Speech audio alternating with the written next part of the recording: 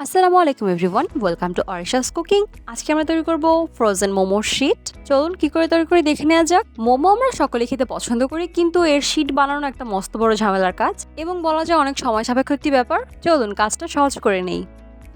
প্রথমে একটি বাটিতে নিয়ে নিচ্ছি 1 কাপ পরিমাণ ময়দা আর দিয়ে দিচ্ছি 2 টেবিল চামচ পরিমাণ কর্নফ্লাওয়ার। কর্নফ্লাওয়ার দেওয়ার কারণে মোমো বানানোর পরে শীটগুলো একদম ট্রান্সপারেন্ট হয়ে যায় এবং ভেতরের পুরগুলো দেখা যায়। আর দিয়ে দিচ্ছি স্বাদ অনুযায়ী লবণ। এবার শুকনো উপকরণগুলোকে সব ভালো করে মিশিয়ে নিচ্ছি। একেবারে বেশি করে পানি দিয়ে মাখাতে যাবেন না, অল্প অল্প করে পানি দিয়ে একটি শক্ত ডো তৈরি করে নেবেন। দেখতে পাচ্ছেন খুব সামান্য পরিমাণে পানি দিয়ে আমি ডোটি তৈরি করে নিচ্ছি।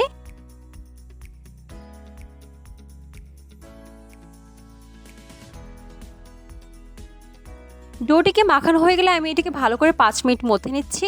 আপনাদের হাতে যদি সময় থাকে তাহলে আপনারা এই ডোটিকে 2 ঘন্টার জন্য রেস্টে রেখে দিবেন, দেখবেন ময়দাটি বেলতে সুবিধা হবে। এবার ময়দা ডোটিকে লম্বা করে নিয়ে এটিকে সমান টুকরো করে নিচ্ছি, যাতে ছোট করে রুটি বেলে নেওয়া যায়।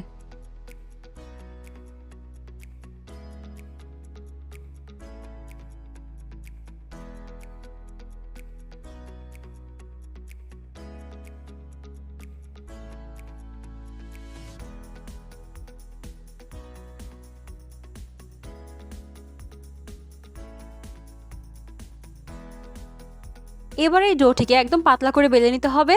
আমরা সাধারণত যেরকম পুরোতের রুটি খাই তার চাইতে পাতলা করে নিব, যাতে এই পাশ থেকে ও পাশে হাত দেখা যায়। দেখতে পাচ্ছেন মোমোর জন্য বেলে নেওয়া রুটিটি আমার হাতের উপর রাখছি এবং আমার হাত দেখা যাচ্ছে। এবার যে কোনো একটি পছন্দ মতো কাটার দিয়ে এটিকে কেটে নেবেন গোল গোল করে।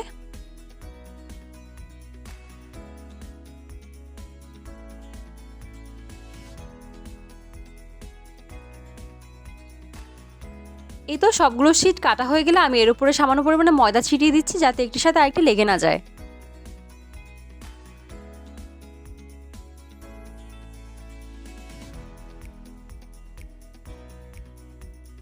এবার সবগুলো শীট বেলে নিয়ে চলে যাচ্ছি ফ্রোজেন করার পদ্ধতিতে। আমি এখানে পলিথিন র্যাপ নিয়ে নিয়েছি।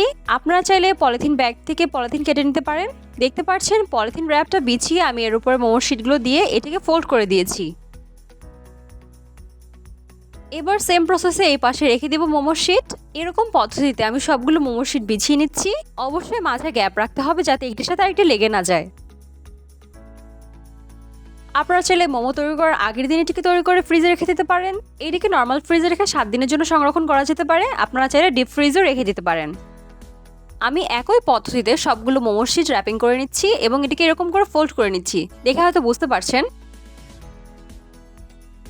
এই তো আমার মোমোর শীটগুলো তৈরি। এটিকে এরকম ভাবে ফ্রিজে না রেখে একটি বাটিতে করে আটকে তারপর ফ্রিজে রেখে দিবেন, তাহলে এটি ভালো থাকবে। মোমোর শীটের রেসিপিটি কেমন লাগলো অবশ্যই কমেন্ট করে জানাবেন। ভালো লাগলে রেসিপিটি শেয়ার করে দিবেন। এখন পর্যন্ত আমার চ্যানেলটি সাবস্ক্রাইব না করে থাকলে অবশ্যই সাবস্ক্রাইব করে দিবেন। Thanks for watching. আল্লাহ হাফেজ।